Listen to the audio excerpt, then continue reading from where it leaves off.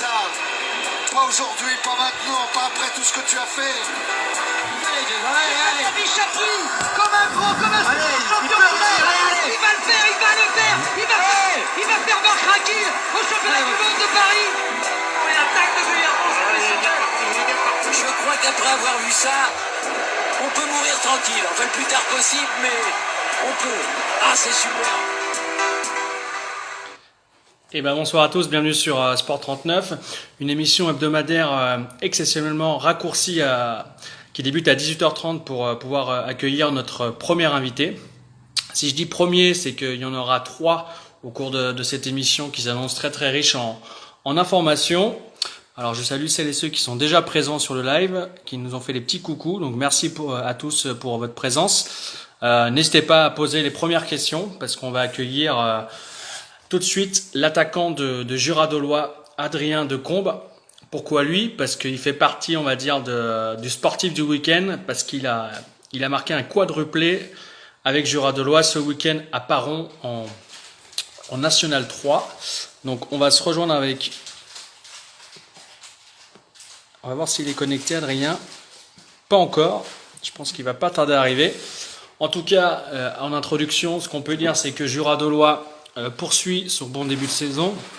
On l'avait dit avec Florian, notre consultant vedette en début d'année, avec déjà 2 victoires et un match nul à Besançon. Jura-Dolois occupe la 2e place du championnat avec 7 points, juste derrière le Racing Besançon avec 9 points. Donc ils sont sur la bonne voie. En tout cas, ils ont atteint leur objectif pour l'instant, d'accession en National 2. Donc ils sont dans les clous.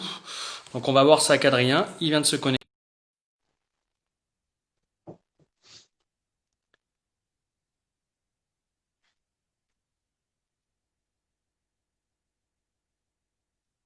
Bonsoir Audrey en Régional 1, on va attendre un petit peu. Salut Adrien, merci d'avoir Bonjour. répondu à l'invitation. Pas de souci. On a une petite dizaine de minutes avec toi avant que tu ailles préparer l'entraînement. Comme je le disais en introduction, Adrien, un très très beau week-end pour vous avec un succès assez monstrueux du côté de Paron qui était aussi promu, 6-0. C'est vrai que c'est un score fleuve. Et quand on marque 4 buts comme toi, ça doit être un week-end parfait, quoi. Ouais, c'est clair, ça fait du bien de revenir avec les 3 points de la victoire. C'était un déplacement assez loin, une équipe promue, on savait pas trop comment ça allait se passer là-bas, l'ambiance, tout ça. Et on a bien abordé les choses. Ça a été difficile la première mi-temps, avec beaucoup de jeux aériens, des duels, etc. Et après, on a réussi à marquer un but juste avant la mi-temps, et ça nous a vraiment fait du bien. Et sur la deuxième mi-temps, on a réussi à enchaîner, à marquer plus de buts. Et je pense qu'eux, de leur côté, ils ont lâché. Et nous, on a su faire mal quand il fallait. Et voilà. On salue l'association de la Margerie qui nous a rejoint à Lons, mais c'est vrai que sur le premier but, on le voit, tu es lancé en profondeur, un long ballon. Là, tu fais parler ta pointe de vitesse, c'est ça, si je me trompe pas. La vitesse, je sais pas. Après, je sais On que dirait, mon d'ailleurs, collègue on Tanguy, dirait il y a Galette. des airs de Ronaldo déjà dans les airs. On va pas dire ça, mais c'est vrai que déjà, le Tanguy me met un bon ballon.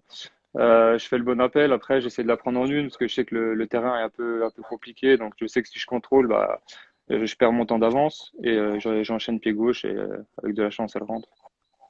Alors H qui dit que est-ce que tu fais partie selon toi d'un des meilleurs attaquants du Jura? C'est vrai qu'on en donne beaucoup, on donne beaucoup de noms tous les week-ends sur le média, mais c'est vrai que tu fais partie des noms à citer, à cocher au niveau des atouts offensifs dans le Jura, quoi. Alors avant, peut-être, mais depuis qu'Achraf est arrivé, ça devient compliqué pour moi. Mais voilà, j'ai vu qu'il a mis 2 buts sur les premiers matchs. J'étais obligé de faire pareil sur le troisième match.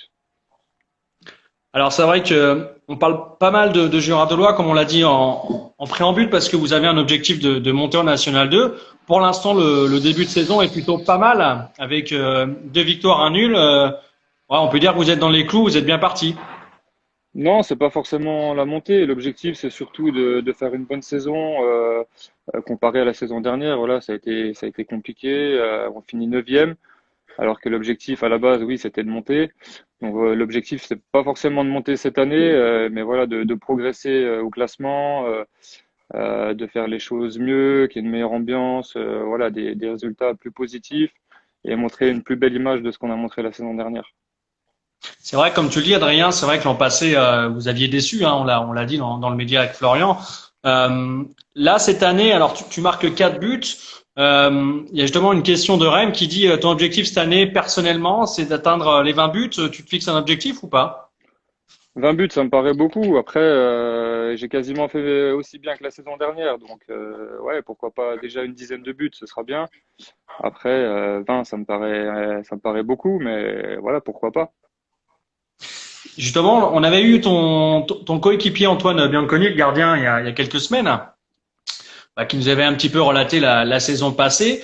Qu'est-ce que selon toi cette année, qu'est-ce qui a changé à Jura-Dolois? Pourquoi le début de saison est bon? Ce qui a changé, c'est que déjà, on a recruté des joueurs qui ont joué à niveau pro, Ligue 2. Donc voilà, il y a déjà plus d'expérience, plus de maturité. L'année dernière, on avait pas mal de jeunes sans expérience. Cette saison, voilà, il y a des nouveaux joueurs avec de l'expérience et qui ont vraiment un très bon état d'esprit. Et ça a pris tout de suite, en fait. Dès le stage de cohésion, le groupe a vraiment pris dès le début. Et c'est ça, je pense, qui fait la force. On est tous solidaires, on le ressent dans les matchs, on le ressent en dehors, on arrive à faire des choses ensemble. Et c'est ça qui fait la différence. T'as beau avoir les meilleurs joueurs individuellement, si collectivement ça marche pas, c'est mort, quoi. Mais là, cette saison, ouais, ils ont vraiment apporté un plus, que ce soit dans l'état d'esprit, voilà, des compétiteurs, de l'envie à l'entraînement, ça bosse, c'est sérieux. Et voilà, ça se ressent sur le terrain. Avec 4 buts justement ce week-end, est-ce que tu pourrais pas proposer tes services au DFCO qui patine un peu en championnat de Ligue 1? C'est une petite anecdote d'H10 là qui nous dit le DFCO a besoin d'un attaquant comme toi. Pourquoi pas envoyer ton CV? Je sais pas ce qui. J'ai été formé là-bas, mais non, c'est trop. La N3, c'est bien pour moi. Oui, Avec parce que Ashraf. professionnellement, t'es salarié au club, hein, c'est ça, hein, Gérard donc J'étais salarié il y ouais, a l'année dernière. ouais, Et cette fois-ci, là, je suis sur un poste dans un collège et ok. je suis responsable aussi de l'équipe senior féminine au club. Et ben justement, tu fais une très très bonne transition parce que le sport féminin qu'on mettra à l'honneur mercredi sur une émission spéciale sur le média. N'hésite pas d'ailleurs à l'issue de l'entretien et dans les 2 jours à venir de me communiquer le contact d'une joueuse de ton club pour qu'on puisse Ouais, pourquoi faire pas. un petit focus sur l'équipe féminine. Euh, j'ai vu une petite anecdote sur toi, Adrien. On m'a dit que tu étais assez fan de sushi. De sushi? Alors Ah, carrément, alors carrément. est-ce que ça c'est un handicap quand tu manges trop de sushi après sur le terrain? T'es un peu gonflé comment ou pas? Pourtant, j'en ai mangé vendredi midi, donc Ah ben je pense que voilà. c'est ça qui a fait ma force. Mais j'ai surtout mangé vendredi soir chez Fauzi. Voilà, sa femme, elle nous a fait à manger avec Ashraf, Tanguy et Ken. Et franchement, c'est ça qui a fait la différence. Donc tous les vendredis, je mangerai chez lui, je pense. On en parle d'alimentation, c'est vrai, dans la vie d'un sportif. Avant les matchs, vous, en règle générale, à Jura-Dolois, c'est quoi vos petites, votre repas d'avant-match? Vous vous retrouvez ensemble? Comment ça se passe? Et ben, sur le dernier match, là, vu que c'était assez loin, le coach nous a convoqués à 7h45 pour un petit déjeuner. Donc on a Hmm. pris un petit déjeuner ensemble. Ensuite, on est parti à Sens et on a mangé au restaurant. Voilà, un repas basique, pâtes, crudités et poissons pour certains et poulet pour d'autres. Alors c'est vrai que il y a un commentaire qui dit que tu dors tôt, 21h. C'est vrai que le repos c'est important aussi pour le sportif. On va juste rappeler les minutes de tes buts, hein, les 4 buts à la 45e, 47e. Ça, c'est toujours des moments un petit peu charnières dans une rencontre, avant la mi-temps, juste après.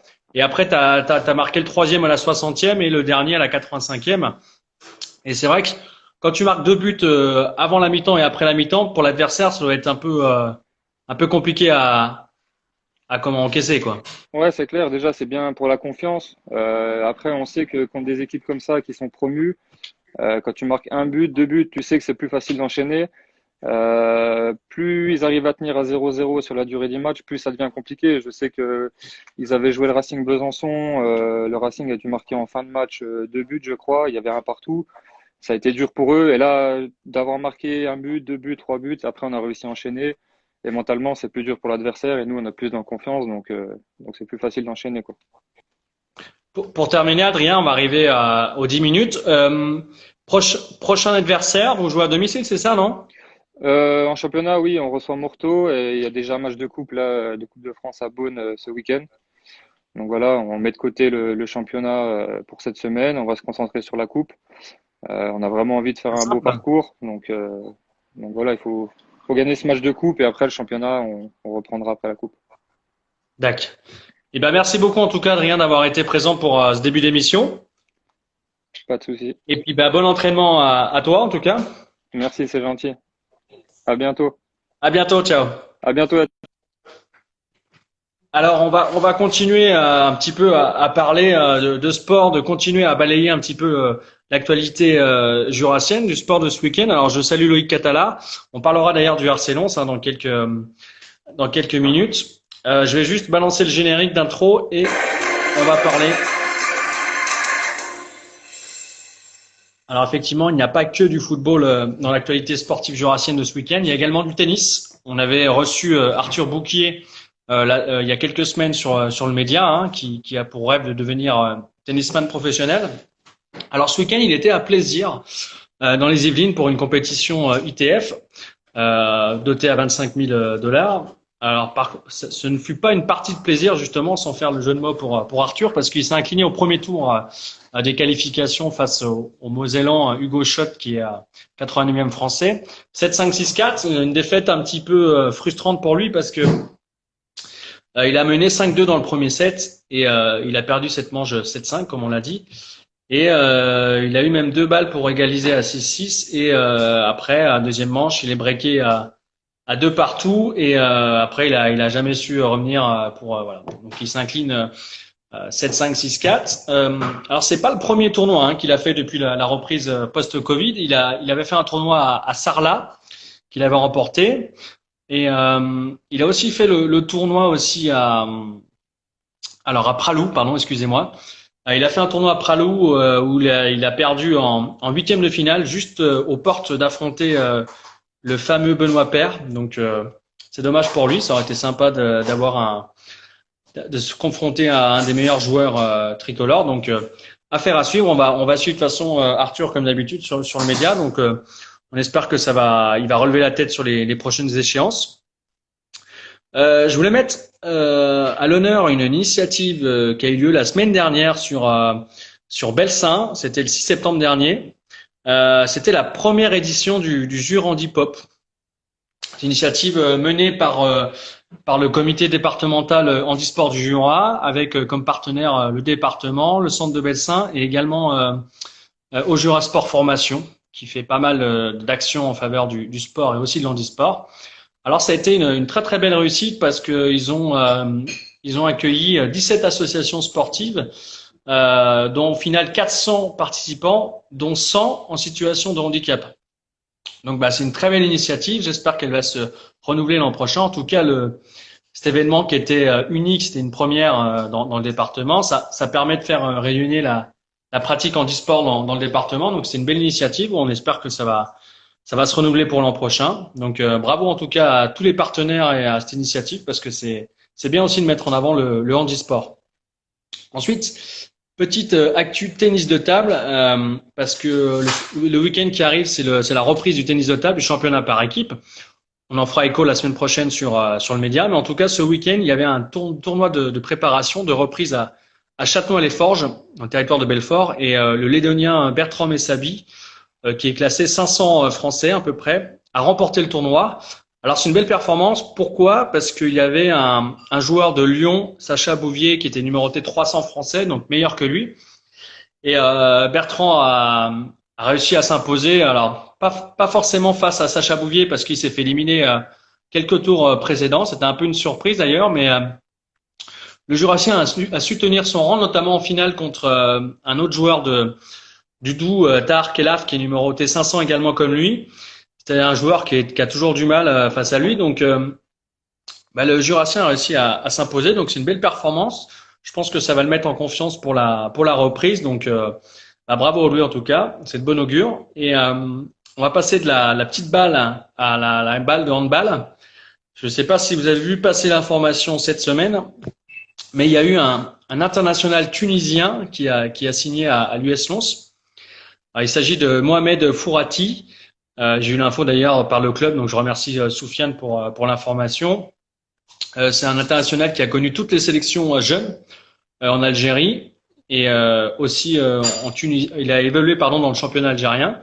Et c'est un arrière droit qui mesure 1m91 pour 93 kilos.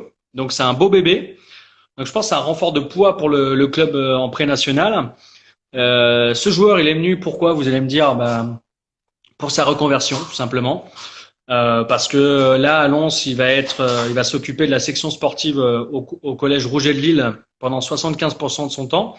Et le reste, il va prendre en charge l'équipe des moins de 15 de Lens. Donc c'est une superbe recrue pour le club en termes de joueurs et aussi pour les jeunes joueurs parce qu'ils vont profiter de son expérience. Donc c'est plutôt une très très belle recrue et avec lui peut-être que le club, en tout cas c'est l'objectif de la nouvelle recrue bien sûr, il l'annonce, c'est de retrouver plus rapidement la Nationale 3. Donc on va suivre ça avec intérêt cette année dans le média. On va passer sur la petite partie que vous aimez bien, la partie foot. Un petit bilan rapide du week-end. Hein. L'idée, c'est pas de faire résumer tous les matchs, mais de faire des petits focus sur les rencontres. On a parlé en tout cas de Jura-Dolois. La réserve de Jura-Dolois en Régional 2 a obtenu le nul, un partout contre Paray. Donc ça c'est dit. En National 2, on a bien sûr relayé le petit couac de Jura Sud à Louhans. Et ce week-end, ils se sont inclinés 2-0 à domicile face à Aubagne. C'est pas une grande surprise parce que vous savez, ils sont à court de préparation, donc c'est logique. Il manquait un petit peu de rythme dans les jambes pour les hommes de Pascal Moulin, donc ils vont s'affûter au fil des rencontres, mais il va falloir commencer à inscrire des points assez rapidement. On espère en tout cas pour eux parce que ça risque d'être problématique pour la suite. Justement la suite des championnats avec la Régionale 1 où Jura-Lac, le promu Jura-Lac, a cédé dans les dernières minutes à La Chapelle, 3-3. Alors c'est dommage parce qu'il tenait le résultat et à la dernière minute, un des défenseurs a fait un CSC, donc c'est un petit peu la loose, mais en tout cas, c'est quand même un point qui est ramené, donc c'est une belle performance quand même pour Jura-Lac. Et il est vrai que dans ce championnat régional 1, le week-end a été un petit peu prolifique pour les équipes parce que Champagnole, qui est prétendant à la montée en National 3, s'est imposé 3-1 face à une belle équipe de Saint-Vite. D'ailleurs, à Champagnole, il y a une recrue qui a brillé, en l'occurrence Léandre Teuillon, qui a marqué 2 buts. Donc, je pense que pour un début de championnat, une première à domicile, marquer 2 buts, c'est de bon augure. Et puis, on se monte sur le meilleur jour, donc c'est très très bien. Jura Sud B, qui démarre fort avec un carton 5-0 face à Levier. Levier, le club du coach jurassien Franck Nourri, donc espérant que l'équipe de Franck se relève de cette gifle, mais c'est pas mal pour Jura Sud en tout cas. Et la dernière équipe qu'on voulait mettre en avant, c'était le RC Lens. Pourquoi? Parce que j'ai assisté à la deuxième mi-temps de ce match. Ils ont accueilli l'équipe, la réserve du Besançon Football Club. Et alors autant j'ai rien raté en première mi-temps. La deuxième mi-temps, il y a eu 5 buts. Lens s'est imposé 3-2, dont un super joueur qui a performé ce week-end, c'est l'attaquant Abderrahim El Bouressi, qui a marqué 2 buts, un coup franc, son deuxième but magnifique, côté gardien, très très très très bien placé.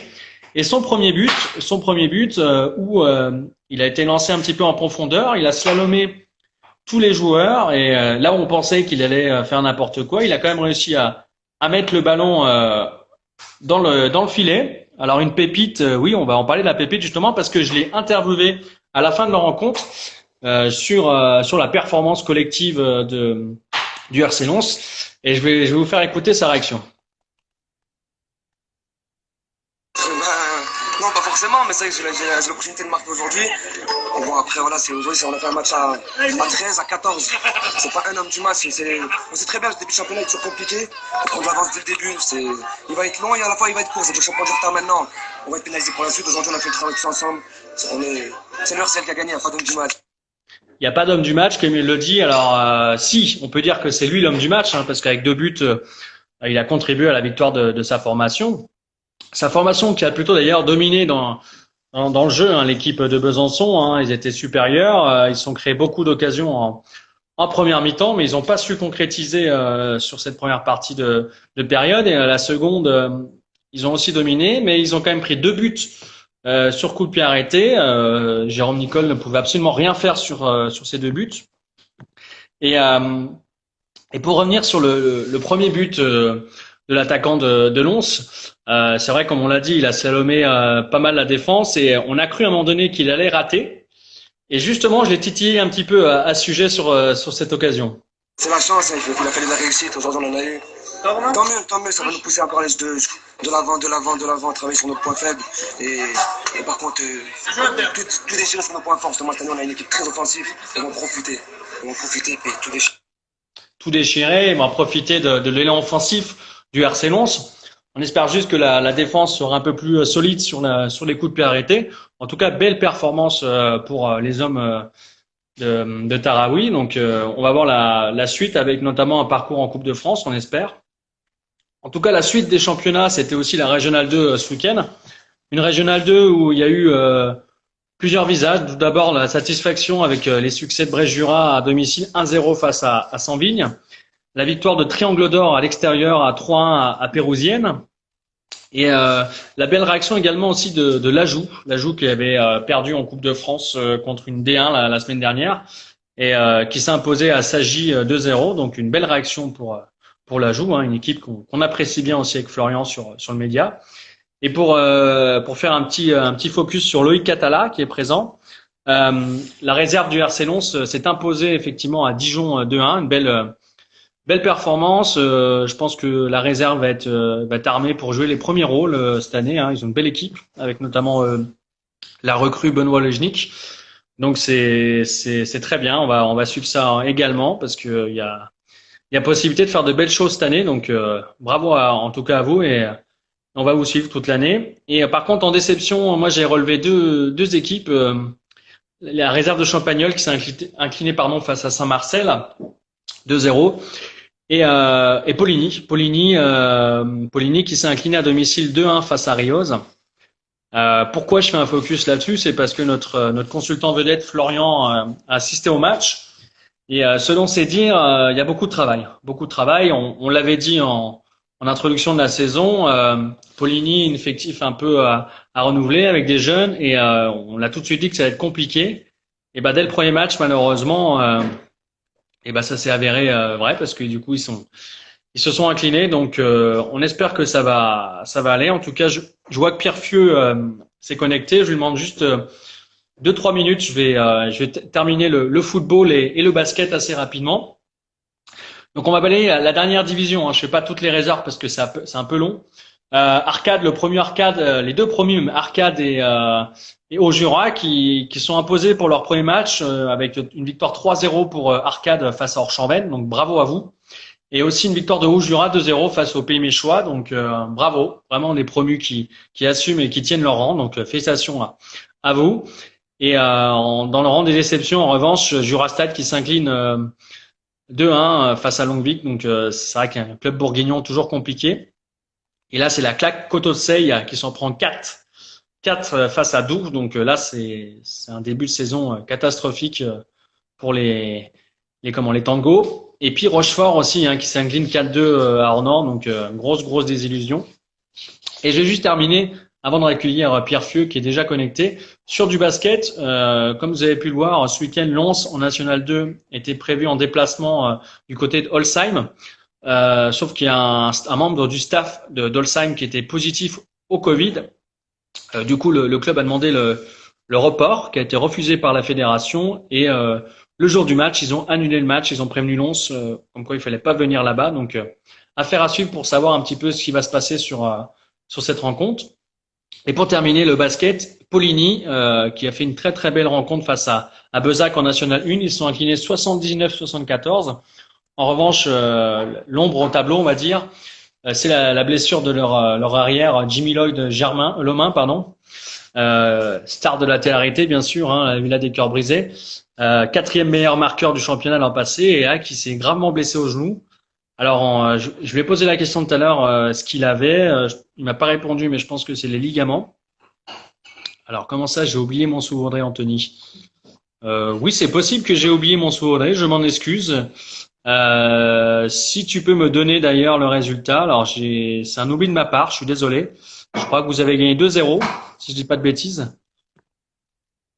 Si tu peux répondre, Anthony. Je suis désolé, hein, je pense que c'est un oubli. Je sais pas si bon, Anthony ou mon Audrey, je vais regarder ce qu'a fait mon Audrey. Je suis désolé, hein, j'avoue qu'il y avait pas mal d'infos à divulguer. Et après, on va partir sur oui, victoire 3-2 à Pontarlier, d'accord. Merci Anthony, effectivement. Belle entrée en matière pour vous. Je suis désolé Anthony, mais en tout cas, on en parle. Victoire de Mont-Sous-Vaudrey à Pontarlier 3-2. Donc ça me permet de faire la petite transition pour recevoir le deuxième invité de la soirée, le deuxième sportif du week-end en tout cas. On lance le générique et on le reçoit.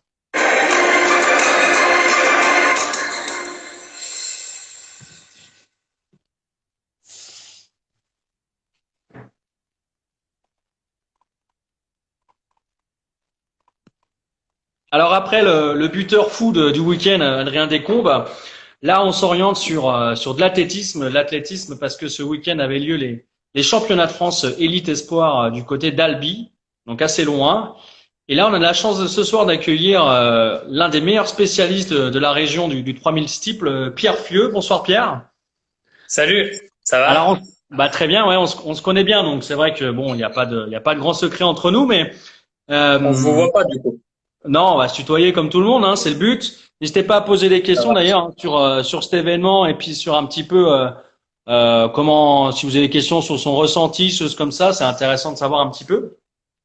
Alors, c'est vrai que tu as déjà participé à des championnats de France, mais de deuxième division à deux reprises, 2016-2019. Là, c'était la première fois que tu allais aux élites et c'est vrai que c'était un petit peu inattendu pour toi. Hein. Ouais, bah l'année dernière en 2019, j'avais déjà fait les élites, mais j'étais en finale B, donc ils avaient Voilà, fait c'est deux ça. courses, une course de haut niveau et une course de niveau un peu inférieur, donc j'étais dans la course de deuxième niveau, ouais. Mais cette année, c'était finale A aux élites, il y avait qu'une seule course ce week-end. Et raconte-moi un petit peu cette sélection inattendue par rapport à cette histoire de ranking. Tu m'as expliqué, mais assez rapidement nous expliquer le système de qualification et puis ce stress hein, pour savoir si tu étais qualifié jusqu'à la dernière minute. T'as souffert quoi. Ouais, alors ce qui s'est passé, c'est que les années précédentes, ils prenaient simplement le bilan des meilleurs Français, ils prenaient les 32 meilleurs Français, ils qualifiaient et ils faisaient deux courses, les 16 premiers dans la finale A et les 16 suivants dans la finale B. Et cette année, à cause du Covid, ils ont décidé pour avoir une qualification plus juste de faire un calcul entre les meilleures performances des athlètes sur les 2 dernières saisons avec une conversion en termes de points. Et donc en fait, moi, j'étais pas du tout dans les qualifiables jusqu'à ma course de Dessines à côté de Lyon, pour laquelle j'ai battu mon record et ça m'a fait vraiment grimper d'un coup au classement. La course c'était fin août, hein. C'est quand ta course à Dessines? C'est le 29 août, ouais, c'est ça. Ouais. Et du coup, j'ai grimpé d'un coup au classement et je me suis retrouvé donc dans les potentiellement qualifiables. Et en fait, sont qualifiables un certain nombre de personnes et puis ensuite ils prenaient cette année les 16 meilleurs qui se confirmaient, qui confirmaient leur présence au rendez-vous. Et dans les 16 que la fédération retenait pour le rendez-vous, ils ont eu une petite modulation cette année. Ils prenaient moitié d'élite, donc de seniors et autres catégories, et la moitié en espoir.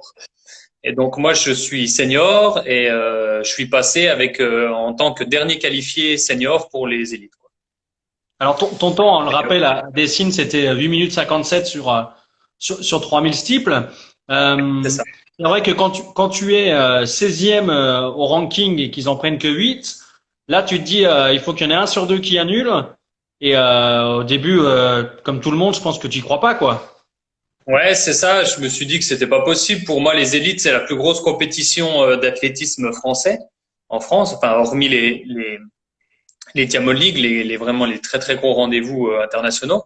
Mais au niveau national, c'est la plus grosse compétition et j'ai pas compris que presque 8 athlètes, enfin que 8 athlètes devant moi ne soient pas qualifiés, soient pas confirmés, pardon, et pas confirmé leur présence à Albi. Selon toi, c'est la distance aussi qui a pu, la localisation de l'événement, qui a pu freiner certaines personnes avec l'hébergement à payer, les frais, choses comme ça. Ça joue aussi, hein. Je sais pas si c'est ça. Il y a un athlète comme Johan Koval qui est un médaillé d'Europe qui lui n'a pas fait parce qu'il s'est blessé cette saison. Donc lui, il était devant moi sur ce fameux ranking, mais par contre, il n'a pas confirmé sa présence. Par contre, il y a d'autres athlètes plus modestes. Je suis pas sûr que ce soit les frais, puisque en France, il y a quand même une grande majorité des clubs qui prennent en charge les frais de déplacement pour ce genre de compétition. Et puis voilà, il faut aussi bien savoir que les gars devant moi, on va dire dans les 10 premiers au ranking, ils sont pro ou semi-pro, donc ils ont quand même de gros avantages de par les clubs ou de par les sponsors pour participer à ces grosses compétitions-là. Justement, en sponsor, on le voit bien sur ton t-shirt, hein, on peut faire un peu de promotion, même si c'est pas le but du média, mais c'est toujours bien de mettre en avant aussi les partenaires qui suivent les coureurs amateurs et les meilleurs régionaux. En tout cas, Running Conseil qui te suit depuis pas mal d'années déjà, hein. Ouais, Running Conseil, moi ça fait 15 ans que je fais de l'athlé. Running Conseil, ça doit, depuis l'ouverture du magasin de Clairvaux, à l'époque c'était Gavan Sport, c'était même pas Running Conseil, mais ouais. Et puis en termes de partenaires, j'ai aussi quelques partenaires. J'ai une marque Katsa France qui fait des t-shirts de course à pied qui me suit depuis cette année. Margot, ouais. Voilà, on salue Margot. Et puis également j'ai mon club, hein. Il faut bien savoir que mon club, moi, me défraie sur un déplacement comme une compétition de ce week-end. Mon club me défraie. Je suis pas défrayé le reste de l'année quand je me déplace sur des compétitions pour me qualifier, pardon. Mais sur une compétition de ce niveau-là, le club défraie, mais que ce soit moi ou n'importe quel athlète du club. Je veux dire, c'est pas parce que c'est Pierre Fieux. C'est notre club à Lons nous soutient quand même dans notre pratique de compétition. Il nous reste au moins une bonne dizaine de minutes avec toi, Pierre, mais je voulais savoir si quand tu es allé au championnat de France, tu étais parti avec un certain Justin Bournier. Non, on s'est pas groupé parce que Justin, ouais, c'est dommage, mais le championnat de France se déroulait sur 2 jours et Justin, lui, courait la 2e journée et moi la première journée. Et alors, je sais pas du tout comment Justin s'est déplacé, quand est-ce qu'il est parti, mais moi, j'ai travaillé jusque vendredi 17h déjà. Ah oui. J'ai pas eu la possibilité de poser ma journée de congé. Donc, j'ai bossé, je suis parti qu'à 18h vendredi. Donc, peut-être que lui était déjà sur Albi depuis peut-être le jeudi ou le vendredi dans la journée, je sais pas. Mais c'est vrai qu'on s'est pas. Et pour être honnête, j'ai appris qu'il était qualifié dans la presse le vendredi soir ou le samedi matin, quoi. Je n'avais pas fait gaffe qu'il était qualifié sur la marche. Alors c'est vrai qu'on va faire juste un petit focus d'une minute là sur Justin. Effectivement, vous étiez 2 ce week-end au championnat de France à Albi. Il y avait le marcheur du Dole Athletic Club, le DAC.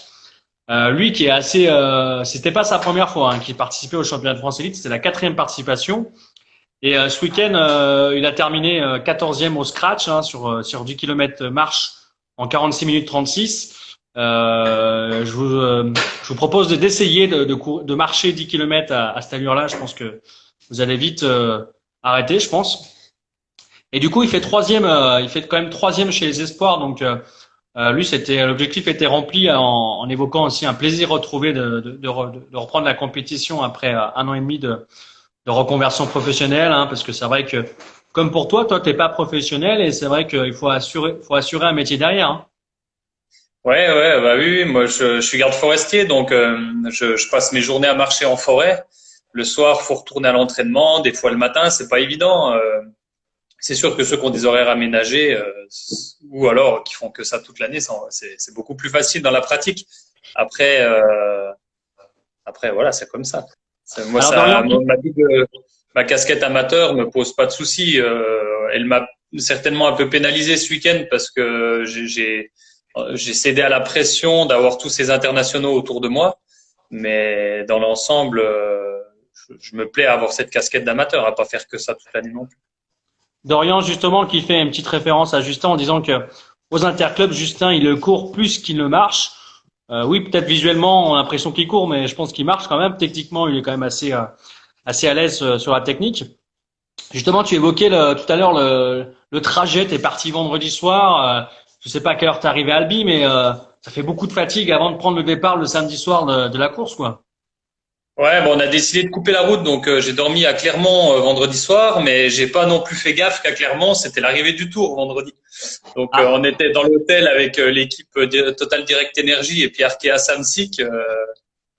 Du coup, voilà, c'était un peu la galère. On est arrivé autour de 9 heures à Clermont vendredi soir. Il a fallu aller manger un peu en urgence au resto. Les restos étaient blindés avec le Tour de France. Du coup, on s'est vraiment couché un peu tard. Et puis, on a fait la deuxième partie de route samedi matin. Bon, on a fait des pauses pour s'étirer, mais c'est quand même, c'est pas pareil que si j'étais arrivé sur Albi le vendredi après-midi ou le vendredi soir, ça aurait peut-être été un petit peu différent le jour de la course. Et quand on arrive justement sur cette course le samedi, t'arrives pour prendre ton dossard, tu sais qu'à la télé, tu vas diffuser. C'est quoi la première émotion quand t'arrives là-bas? Bah, la première émotion, c'est déjà d'être content d'y être, parce que voilà, comme je disais, c'est la plus grosse course de niveau national en France, et pour un athlète amateur comme moi qui a jamais pensé à accéder à ce niveau-là, c'était juste magique, quoi. Je suis arrivé des étoiles dans les yeux et l'envie de bien faire. Mais j'ai vite été rattrapé au moment de mon échauffement. J'ai vite été rattrapé par la pression, voilà, à m'échauffer à côté de Bedrani, de Gilles Avert, qui sont quand même des internationaux français. C'est impressionnant. Voilà, eux, ils avaient tout un staff avec eux. Ils avaient les kinés, les ostéos, les entraîneurs qui étaient là. Moi, j'étais tout seul avec mon sac à dos, mes pointes et mon débardeur du club. Et c'est là où je pense que je me suis mis une trop grosse pression. Et faut être clair, j'ai cédé à la pression, j'ai bouffé du jus. J'ai vraiment mangé mon énergie à attendre le départ. Et malheureusement, bon, voilà, les gens n'ont pas vraiment été au rendez-vous, même si le résultat est honorable, que ce soit de par la qualification ou de par le résultat. Je suis 12e de la course, 10e français. Ça reste exceptionnel pour moi. Je veux dire, je suis pas un athlète avec des grandes qualités de pied ou d'endurance. J'ai certes des qualités d'endurance qui me permettent de bien figurer, mais à côté, c'est des heures et des heures de travail depuis bientôt 15 ans, et c'est vraiment une grosse récompense.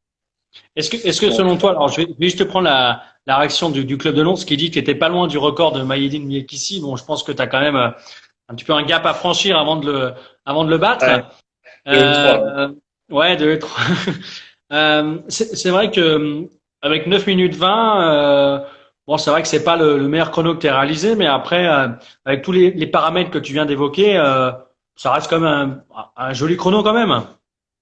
Mais c'est un chrono que j'aurais rêvé de faire un jour, mais il y a de ça peut-être 5 ans en arrière. Ouais. Il y a 5 ans en arrière, on m'aurait dit tu feras 9,20, j'aurais été tout content.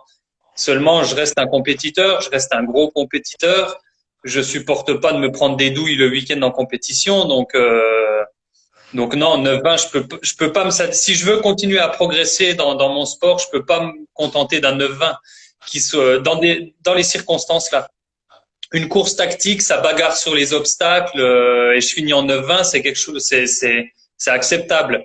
Une course au train dans laquelle j'ai jamais été à la bagarre, où j'ai jamais réussi à me placer pour aller me battre avec les meilleurs, avec des sensations de jambes médiocres, c'est pas acceptable pour moi. Ce qui est acceptable, c'est le bilan, mais pas la manière, quoi. Ouais.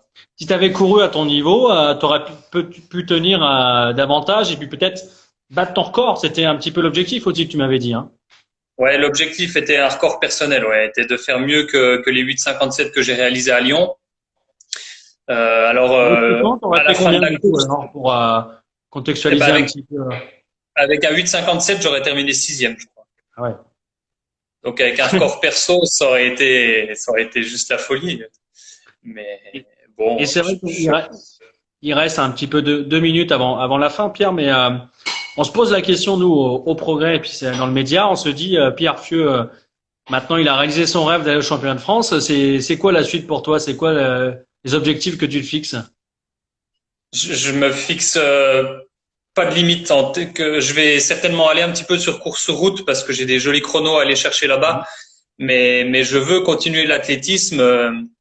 Je vais pas lâcher le lead aux jeunes du club à Lens. Je vais continuer de leur montrer que le vétéran de 32 ans est toujours présent. Et le but, c'est toujours mieux. la course à pied, l'athlétisme, c'est un sport trop difficile pour faire ça. En loisir et l'esprit de compétition que j'ai à l'heure actuelle ne me permet pas de le faire en loisir. Donc je veux encore améliorer mes chronos personnels. J'ai encore faim même si j'ai assouvi un rêve ce week-end, j'ai encore faim de chronos, de performances, de places, de podium et je vais pas lâcher, c'est certain. Justement, tu parlais de transmission pour les jeunes. Est-ce que tu peux nous c'est qui la relève à Lons, au Lons Athlète 39 dans le demi-fond? En demi-fond, on a un joli collectif qui monte de par Damien Iglesias qui avait été reçu sur ton émission, Lilou Duchat qui est une superbe athlète cadette qui va faire, je pense, des très très grosses performances là sur l'automne. On a Naofel, on a Michel, j'en oublie, on a Victor et puis sur les plus âgés, on a des jeunes qui sont venus sur le groupe Running hors stade. Qui sont intéressés par la compétition, qui montent de niveau en niveau, d'année en année. Et puis après, on a aussi des plus historiques comme un petit peu mon frère. On a Samuel Bernardo qui va revenir au club cette année. On a Lucas Bavrel qui a fait une petite parenthèse à Chenov quelques années, qui re-signe chez nous là cette saison. On a vraiment un bon petit groupe de demi-fond qui se développe là après quelques années un peu plus faiblardes en termes de densité. Bon, bah, très bien. Je te remercie en tout cas, Pierre, d'avoir participé à l'émission. C'était cool. Merci beaucoup. Avec plaisir. En tout cas, c'est sympa d'avoir accepté. Alors, on va passer sur la dernière partie de l'émission. Un petit générique et on se retrouve.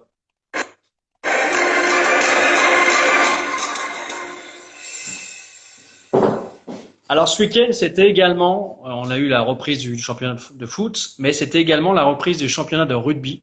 Le rugby, un sport populaire dans le Jura avec Saint-Claude, Lons et le Grandol Rugby. Alors il y a eu deux événements ce week-end, deux annulations de matchs. D'abord à Saint-Claude qui devait affronter Saint-Priest en Fédéral 2. Le match a été remis en raison de la présence d'un cas de Covid chez l'adversaire. Et idem pour Lons en Fédéral 3 qui devait se déplacer à Eltkirch. Match annulé, du coup ils sont reportés sur un petit match entre copains, entre voisins avec le club de l'US Gol. Alors je salue Nafouel qui... Oui, le rugby, Romain, on va parler de rugby effectivement. Et c'est vrai que le CLCL Lons s'est imposé, pas vraiment eu beaucoup de suspense face à l'US Gol, ils sont imposés 57-12.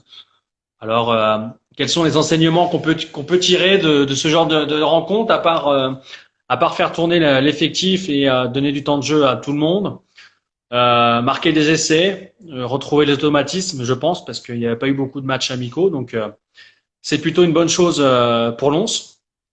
Et alors, du coup, le seul club qui a joué ce week-end, c'était en Fédéral 2, c'était le Grandol Rugby, Tavo, et c'est vrai qu'on le savait, on l'avait annoncé le week-end dernier avant cette rencontre au PUC, Paris Université Club. Déplacement difficile pour les hommes de Brice Arandao et ça s'est confirmé malheureusement avec une défaite 33-14.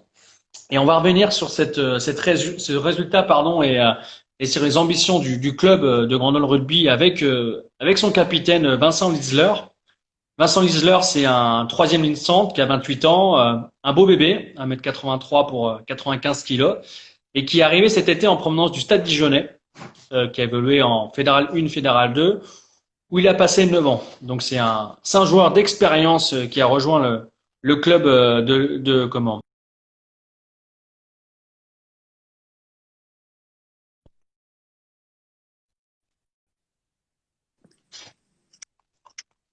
Oui, bonjour.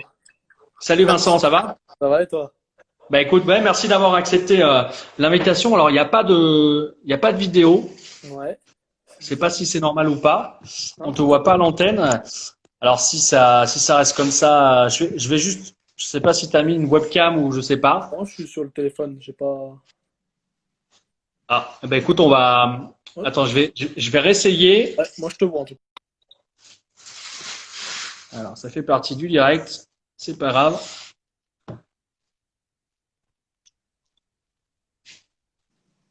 on salue Max hein, qui passe le bonjour. Vincent, on te voit pas, mais on t'entend. Alors, on va le faire en mode radio, hein, c'est pas grave. Désolé, C'est pas un souci. Hein, j'aime bien la radio, donc ça me dérange pas. pas de On problème. le disait en introduction là, avant de t'accueillir, Vincent. C'est vrai que on l'a dit, match difficile au PUC, ça s'est vérifié avec une défaite 33-14. Est-ce que tu peux revenir un petit peu sur cette rencontre? Alors, ouais, du match difficile dans l'ensemble, c'est pas exactement ça. En fait, il se nourrit pas mal de nos fautes. On fait, Ouais. si je me trompe pas, 19 fautes. C'est énorme. En fait, Ouais. tous les points, ils viennent de là. Donc, c'est des fautes à répétition. Après, il y a la nouvelle règle là, qui a été mise en place l'année d'avant sur le fait du plaquage à deux. C'est interdit. Donc, forcément, on ne sait pas trop si on doit le plaquer, on ne doit pas le plaquer, si le collègue le prend. Donc, je pense que ça, va falloir qu'on le travaille à l'entraînement. Et après, pas mal de fautes. On est un peu gourmand. Voilà, ça fait 6 mois. Certains n'ont pas joué. Pour moi, ça fait 2 ans et demi. On a les crocs. On voulait gratter tous les ballons. Et voilà, on était peut-être un peu surexcités.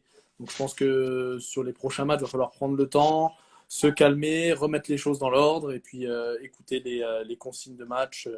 Et voilà. Mais c'est surtout pas mal de fautes qui ont été faites, pardon, qui auraient pu ne pas l'être, quoi. Voilà, parce que 19 fautes sur un match de Fédéral 2, c'est vraiment pas terrible, très terrible. Donc là, c'est bon, je te vois, donc ça fait plaisir de te voir enfin. Le plaquage à deux, justement, c'est une règle qui est imposée juste pour la fédérale ou c'est aussi au niveau pro? Alors, c'est à partir de jusqu'à Fédéral 2. Jusqu'à Fédéral 2, en fait, on doit plaquer le joueur donc seul ou alors seul dans un premier temps et un deuxième joueur peut venir dans un second temps. Mais il faut bien qu'il y ait un cassage, quoi. Il ne faut pas que ce soit les deux d'un coup qui arrivent et voilà, qui fauchent le mec. D'accord. Alors, c'est vrai que on l'a dit, hein, tu es arrivé en provenance de Dijon où tu as évolué pendant 9 ans. Mhm. Pourquoi on quitte un club où on a évolué pendant 9 ans pour arriver dans un club où on connaît pas forcément, je sais pas, ou c'était quoi ouais, le but de venir au Grandol Rugby? il manque quelques informations. En fait, j'ai eu un Ah, enfant en c'est pour ça que 2018. J'ai eu un enfant en 2018, du coup j'ai dû arrêter voilà, pour des raisons personnelles. ouais. Et là on a été muté, ma femme a été mutée sur Dole et du coup là j'ai plus de temps libre et donc on a dit allez c'est reparti, je reprends une licence. Donc voilà, c'était un peu un challenge quoi. Donc, puis Fédéral 2 ça reste un bon niveau et voilà, donc 2 ans sans jouer, je suis très content de reprendre au sein du Grand Dole. Ça te manquait? T'avais Ouais, des petits en fait, frissons. oui, mais tout le temps, en fait. On peut comprendre ça quand on a joué au rugby et qu'on connaît les avant-matchs, en fait. C'est surtout les dimanches qui nous manquent. Voilà, c'est les vestiaires, c'est des sensations que ceux qui ont joué et qui jouent au rugby peuvent connaître. Voilà. Est-ce que tu peux nous les décrire certaines qui peuvent être C'est, faciles à en comprendre? fait, c'est vrai, je vais essayer. Alors, c'est des choses, c'est intense, hein, c'est à l'intérieur. Ouais. C'est une bande de copains ensemble. Voilà, on sait qu'on peut aller n'importe où et que voilà, on craindra rien. Il y aura, voilà, tout, il peut arriver n'importe quoi. Tout le monde sera là l'un pour l'autre. Voilà. Je vois d'ailleurs, il y a pas mal de rugbyman qui sont connectés. Hein, n'hésitez Ouais, pas ouais. à réagir aussi. Mais on l'a vu en pré-saison, l'effectif a pas mal changé avec pas mal de cadres qui sont partis. Toi, tu arrives dans un effectif, du coup, un petit peu chamboulé. Comment tu sens la chose quand tu arrives comme ça?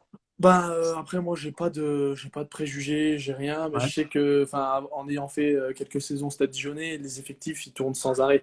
C'est ça le plus compliqué pour un club à gérer. Quand on perd déjà une dizaine de joueurs, si on perd des cadres, c'est vrai que c'est compliqué, il faut tout restructurer. Après, là, le club de Dole a décidé de jouer sur la jeunesse et Hum. c'est ce qui a été le cas à Dijon. Moi, je suis issu de ce cursus. En 2010, quand on m'a intégré en Fédéral 1 au Stade Dijonnais, j'avais 19 ans. Donc voilà, moi, je peux que prôner la jeunesse. Après, c'est sûr, il faut des cadres et après, c'est en train de se mettre en place. Voilà, on est en train de faire les liens, la bande de copains, mais ça va venir petit à petit. Voilà. C'est vrai que la cohésion d'un groupe, elle se crée au fil des matchs aussi, au fil des semaines. Mhm, Alors c'est ça. effectivement, on te surnomme la bûche, hein, Vincent la bûche. On l'a évoqué avec tes mensurations, 1m83, 95 kilos, hein, s'il n'y a pas eu d'évolution Voilà, c'est sur ça. le poids. Le- on a évoqué deux annulations pour les autres clubs jurassiens à cause du Ouais. Covid. Ça, c'est quelque chose qui te fait peur ou qui te dit la saison va être un peu différente.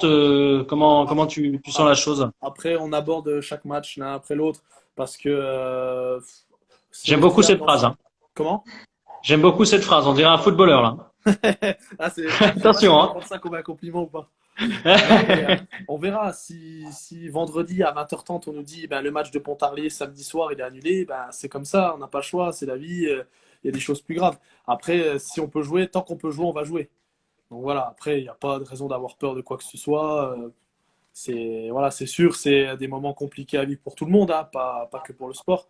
Mais voilà, si on peut jouer, on va jouer. Et, voilà, on va faire du spectacle. Justement, tu évoques le club de Pontarlier. Hmm. Tu me dis, on va parler des clubs jurassiens, on va parler de Pontarlier, qui n'est pas un club Ouais. jurassien, mais qui est doubiste. Mais Pontarlier, c'est quand même un sacré club.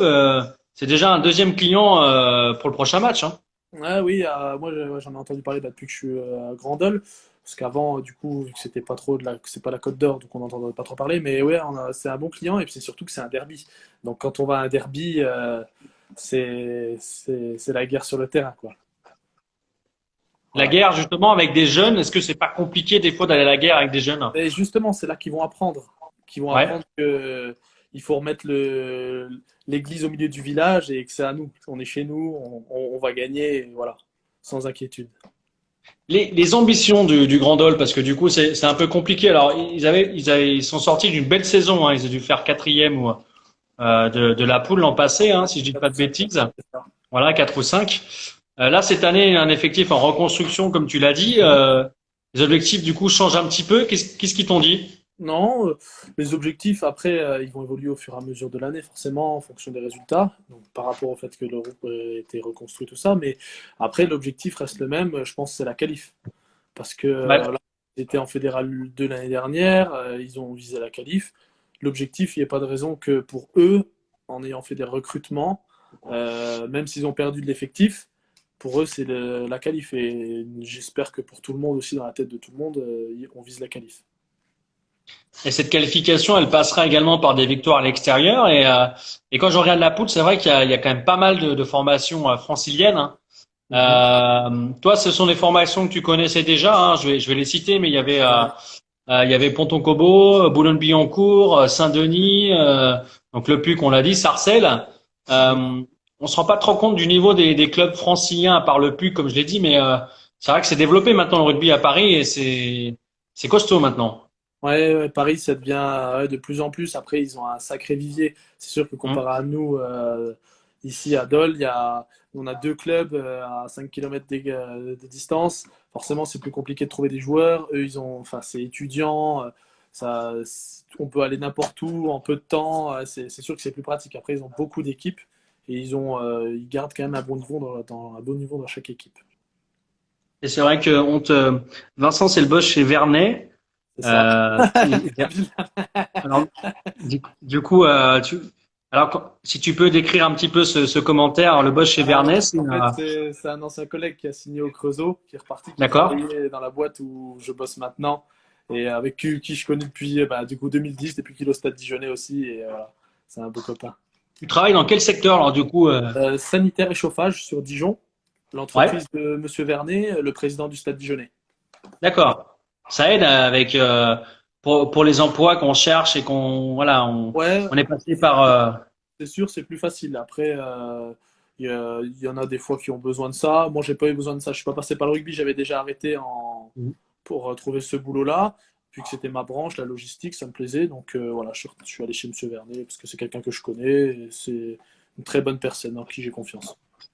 Pour celles et ceux qui ne te connaissent pas, Vincent, comme moi et comme beaucoup de gens, Mhm. parce que tu viens d'arriver, c'est quoi ta particularité, la touche Vincent au rugby? Qu'est-ce qui fait qu'on te reconnaît, on dit tiens, c'est lui, ça, Ah, je le reconnais. j'aime bien chambrer sur le terrain et parler. Voilà. Ils le savent, hein, là, de toute façon, à chaque fois que j'arrive sur un terrain, ils gueulent, les mecs, ils savent que voilà, je suis là et on va bien rigoler et je vais chambrer quelques mecs. Alors, tu es du genre plutôt Neymar ou Alvaro, alors c'est ça, si on compare avec le football? Je sais pas trop, je regarde pas le foot, honnêtement, je te Ah, le dis, je regarde pas du ah tout. ouais. Mais c'est plutôt chambrer dans les rucks, dans les déblayages, des choses comme ça, quoi. Histoire de Est-ce titiller que un tu peu. mets des petits coups de poing en douce dans les regroupements? Non, on évite, on évite. Quand on a joué à, bah, en fait, la Fédéral 2, on n'a qu'un arbitre central et 2 Ouais. arbitres de touche qui font partie du club, enfin des 2 clubs. Mhm. Mais à partir de la Fédérale 1, en fait, il y a 3 arbitres officiels, donc ils voient tout. On fait plus ça, enfin, on s'amuse pas à ça. Et puis voilà, après, on est là pour jouer au rugby, on n'est pas là pour mettre des marrons, sinon on fait de la boxe. Ouais, mais ils aiment bien. Alors, les gens disent généralement, ça fait partie du rugby, Ouais, non, mais ça, c'est l'ancienne du génération, charme aussi du rugby, malheureusement. On l'a vu hier, on l'a vu dimanche soir au football, ça s'est un peu battu. J'ai l'impression qu'ils essaient de vous copier maintenant, le football, hein. Peut-être, hein, qui sait. Non, mais en tout cas, c'est gentil. En tout cas, merci en tout cas, Vincent, d'avoir accepté l'invitation. C'est bien Il n'y a pas sympa. de problème. Mercredi, comme je l'ai annoncé en début d'émission, on va faire une spéciale féminine sur le sport féminin avec l'arbitrage, comment ça se passe, le développement un petit peu du sport féminin. C'est vrai que des fois c'est compliqué, hein, même dans le rugby, je pense. C'est rare de voir le développement du rugby féminin, c'est un peu compliqué. Ah, mais il y en a de plus en plus quand même. Ouais. Déjà au Grand Dole, c'est déjà une belle Ouais. équipe. À Dijonais, il y avait une belle équipe, mais ouais, c'est quelque chose qui monte en puissance quand même, le rugby féminin. Qu'est-ce qui fait que selon toi, justement le rugby, ouais, ça monte, mais il y a encore cette image un petit peu de personnes bourrines qui se mettent au rugby, Ouais, les filles, mais non, ouais. ça, comme je dis, c'est un peu, c'est arriéré comme pensée, mais Mhm. franchement, on peut faire faut faire son avis soi-même. Allez essayer, ça vous plaît, ça vous plaît, ça vous plaît pas, ça vous plaît pas. Mais allez essayer et après vous verrez les préjugés, tout ça, tout ce qu'on vous a dit, ah oui, on se fait mal, machin. C'est sûr, si on y met la tête la première, voilà, bêtement, alors qu'on n'est pas échauffé, etc., on n'est pas prêt, voilà, c'est sûr, on va se faire mal. Mais allez essayer et voyez par vous-même. N'écoutez pas les autres. Voilà. Eh ben, on va finir par ce terme. Allez essayer Sport 39. Je vais faire un peu de promo, mais n'hésite pas à partager le média. L'émission sera retrouvée dès demain sur YouTube. Et puis, donc on reviendra la semaine prochaine, bien sûr, hein, sur toute l'actu. Et on se retrouve mercredi pour l'émission féminine. Merci encore à toi d'avoir Merci à été toi. présent. Merci à vous. Et Merci, puis, merci. bonne soirée à vous tous en tout Bonne cas. soirée. Salut. À bientôt.